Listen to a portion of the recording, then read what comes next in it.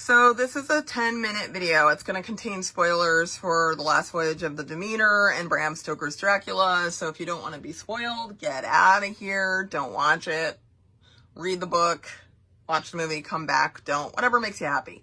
So I am of the vein that if a movie departs from the original source material, that's fine if it makes it better.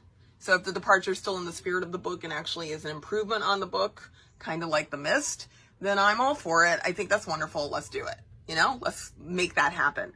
So, I have mixed feelings about The Last Voyage of the Demeter and its departures. So I'll start on the positive note. I think the movie does a great job with Dracula. It is a departure.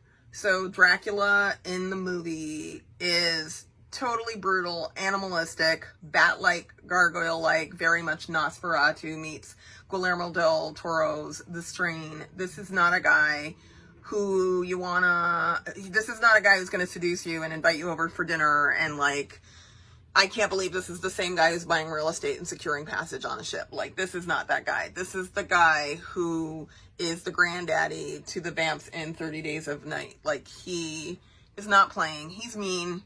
He is very much a predator. He's very, like, rapey in a sense in that he really likes power and taunting people and taking possession of their body. It's very disturbing and chilling how he moves and how he taunts them. It's not just about food for him. He does get off on the whole, like, intimidation thing. And I liked that about this departure of Dracula. He does not shapeshift. So in the book, at the end, he changes into a dog and he just kind of like waltzes off the ship and no one is any wiser. In the book, that doesn't happen. There is a dog, sorry, but he does not become him. There are rats. He does not become him. There's no, I love the creatures of the night. Like, there's none of that. Like, this vampire is killing anything with blood and he's drinking it like a juice box and that's it. He doesn't shapeshift. The most you get, what he can do for you is fog. He can do fog. So he does do fog. And he seems to have the power of like calling in fog and storm and everything. So like maybe he's a mutant. I don't know. Like he has power over weather. Good for him. So that is the big distinction about Dracula. The movie sort of waffles when it comes to crucifixes. So in the book, crucifixes do have power over Dracula. Like it, love it, hate it. It doesn't matter. That's what the book says. So the movie doesn't really take a stand on it. In the movie, people have crucifixes and at the last minute they take it off their neck and they hold it in front of them. So you can sort of interpret it two ways. Like, well, a crucifix still has power over him. They just weren't wearing it right.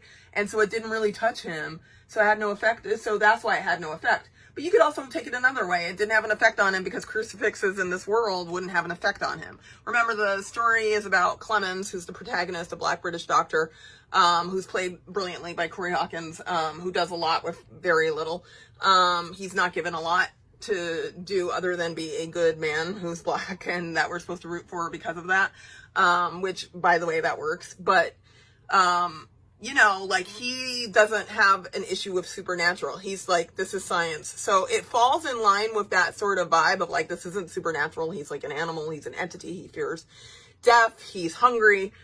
He's very much a biological being. So it works with that, but they never have a definitive moment where like the crucifix clearly doesn't have power. So I feel like the movie waffled on that and that was unfortunate.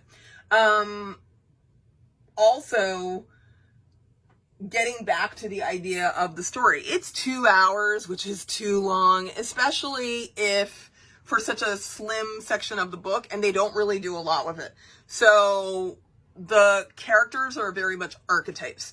So the woman and the black man, Anna's the woman, Corey Hawkins is playing Dr. Clemens. They're good.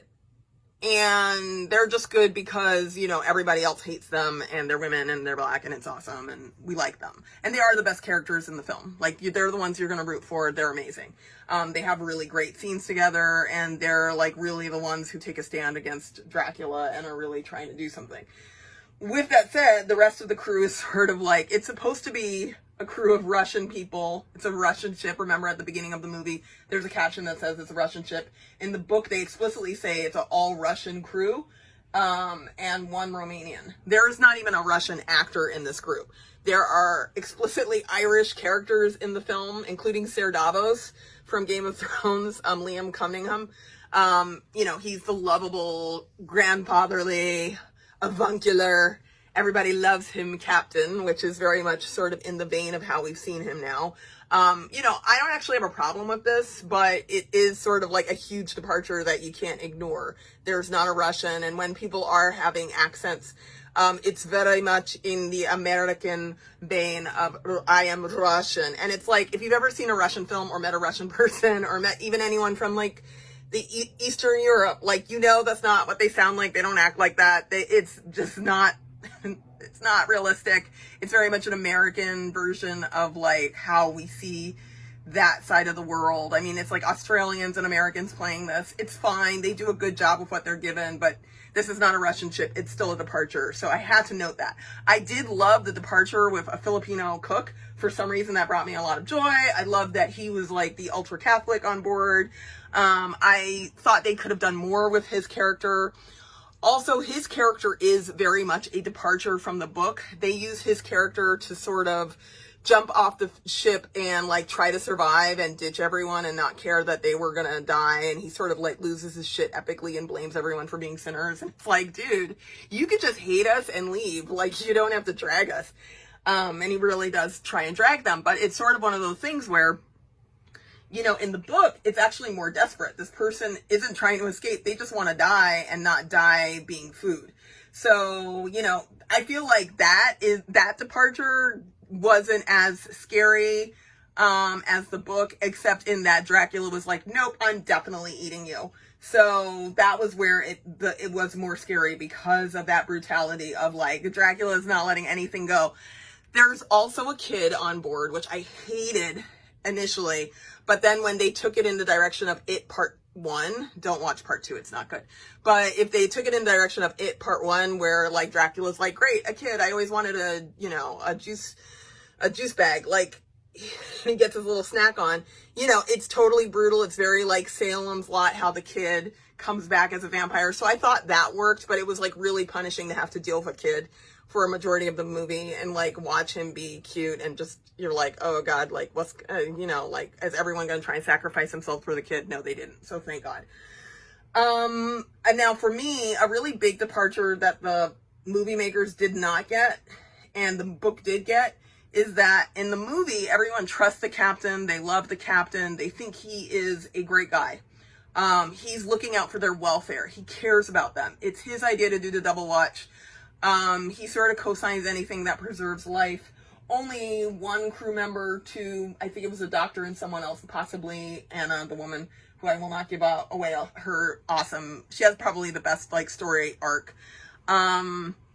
And to be fair, the doctor has a story arc, but he's telling these impassioned speeches about like surviving racism to people who are like racist. I don't think that would inspire them.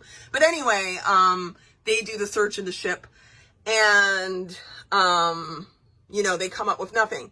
In the book, it's very much the captain the book tells it from his point of view. And we don't know what the crew thinks, but it's clear that the crew thinks the captain's incompetent. And they sort of look at him like, we're at work. We can't be insubordinate and tell our captain, you don't know what you're doing and just do whatever they want. They have to get the captain to co-sign what they're doing without being completely dismissive. And he goes on this journey of being completely dismissive, thinking his crew is a little wacky, to like, oh, it's actually this crew member who's disappearing everyone, to, oh shit, they're right. Like, it takes to the last scene in the book for him to realize they're right. There's a creature on board. It's supernatural. It's going to kill me. And it's the most moving part of the story where he straps himself down to the wheel and he puts a cross on and he's determined to like fulfill his duty. I'm sure the Harkers really appreciated that he made sure that the ship landed. So it's like, why did you do that, dude? Like, this is a bad idea. Actually, the movie had the right idea. Let's like sink this ship so that he doesn't get to London and we can save everyone. But in the book, he's like, I'm going to land. I'm going to do my duty. I'm going to have a cross. And so I won't get disappeared and people will know what happened. This is an incompetent man. He is not a hero like Liam Cunningham's Ser Davos. So I hope you enjoyed it. I hope you have